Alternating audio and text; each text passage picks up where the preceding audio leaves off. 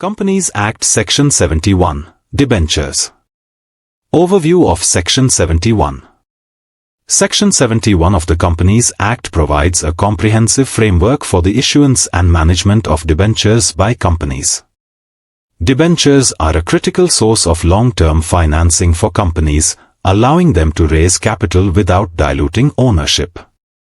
This section outlines the conditions and procedures for issuing debentures, including provisions for conversion to shares, the establishment of a debenture redemption reserve, and the responsibilities of debenture trustees. The aim is to ensure the protection of debenture holders' interests and maintain the integrity of corporate financing practices. Key provisions of Section 71. 1. Issuance of debentures with conversion options. Option to convert. A company is permitted to issue debentures that come with an option for conversion into shares, either wholly or partially, at the time of redemption. This feature provides flexibility to both the issuing company and the debenture holders, allowing for a potential equity stake in the company. Special resolution requirement. Importantly, the issuance of debentures with conversion options must receive approval through a special resolution passed at a general meeting of the company. This provision ensures that shareholders are informed and have a say in significant financing decisions that may affect the company's capital structure. 2. Restrictions on voting rights. No voting rights. Under this section, companies are explicitly prohibited from issuing debentures that carry any voting rights. This restriction is designed to maintain a clear distinction between debt and equity holders, ensuring that debenture holders do not have influence over corporate governance decisions, which are reserved for equity shareholders. 3. Secured debentures. Issuance terms. Companies are allowed to issue secured debentures, subject to terms and conditions that may be prescribed by regulatory authorities.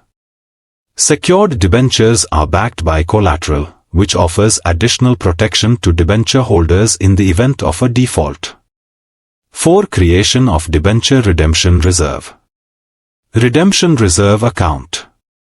When debentures are issued, companies are required to create a debenture redemption reserve account using profits available for the payment of dividends. This reserve is a safety net to ensure that funds are set aside for the future redemption of debentures, thereby protecting the interests of debenture holders. Utilization of the reserve. The amount credited to the debenture redemption reserve account is strictly designated for the redemption of debentures and cannot be utilized for any other purpose. This provision ensures that the company prioritizes its obligations to debenture holders. 5. Appointment of debenture trustees. Mandatory appointment. Companies intending to issue debentures to the public or to more than 500 members must appoint one or more debenture trustees prior to making any offer or invitation. This requirement enhances accountability and oversight in the issuance process. Conditions for appointment. The conditions governing the appointment of debenture trustees are to be prescribed by relevant authorities, ensuring that trustees are qualified and capable of safeguarding the interests of debenture holders. 6. Responsibilities of debenture trustees. Protection of interests. Debenture trustees are tasked with taking steps to protect the interests of debenture holders and address any grievances that may arise. They serve as intermediaries between the company and the debenture holders, ensuring compliance with the terms of the debenture issuance. 7. Indemnity and trustee liability. Limitations on exemptions. Any provision within a trust deed or contract with debenture holders that seeks to exempt a trustee from liability for breach of trust, or that indemnifies them against such liabilities, is considered void if it fails to meet the required standard of care and diligence. Exemptions by majority agreement. However, the liability of a debenture trustee may be subject to certain exemptions if agreed upon by a majority of debenture holders holding at least 3/4 in value of the total debentures during a meeting convened for this purpose. 8. Payment of interest and redemption. Compliance with terms. Companies are obligated to pay interest and redeem the debentures in accordance with the specific terms and conditions set forth at the time of issuance. Adhering to these obligations is crucial for maintaining trust and credibility with debenture holders. 9. Actions in case of insufficient assets. Petition to the tribunal. If a debenture trustee determines that the company's assets are insufficient or are likely to become insufficient to meet the principal repayment obligations, they have the right to file a petition with the tribunal. The tribunal may then impose restrictions on the company's ability to incur further liabilities to protect the interests of the debenture holders. 10. Consequences of default. Default on redemption or interest payments.